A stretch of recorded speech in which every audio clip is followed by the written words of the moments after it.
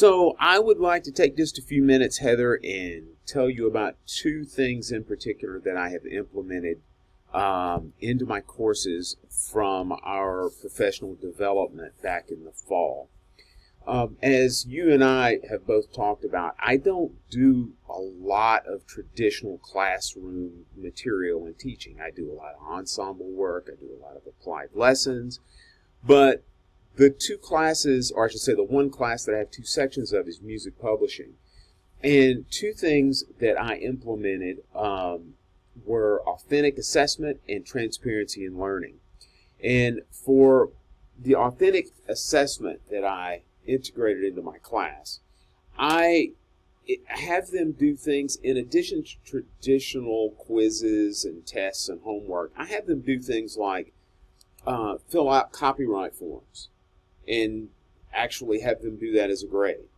I also have them do research into real companies that are going to provide practical experience for them for the future. Like, for example, I have a lot of students who are songwriters, and so I have them look into different music publishing companies, do an assessment or do an assignment about them, have them look at performance, have PROs, which are companies like ASCAP and BMI, who report royalties for songwriters. And then also have them look into like different types of management companies as well. And all of that's for a grade, in addition to our traditional assessments. But the other thing, the other big component that I introduced is transparency in learning. And so I really make sure that I do a global expectation for them through my syllabus. Like, in other words, in the syllabus, it's like, look, this is what you're going to be assessed on. These are the different percentages of how your grade's going to be weighted. So naturally, there's that. But inside of each module, I wanted to show you, you can see my screen here. I implemented a thing called a module reflection. There are 17 modules inside of music publishing. And one thing that I did was I used this little discussion that I called a module reflection, that if you click on it, you can see that it allows students to create a thread where they can either ask questions or have thoughts. Basically, it's just sort of like a discussion forum, or it's a board where they can post thoughts and ideas, and I can reply to it. Other students can reply to it. It's been a nice feature to the publishing class.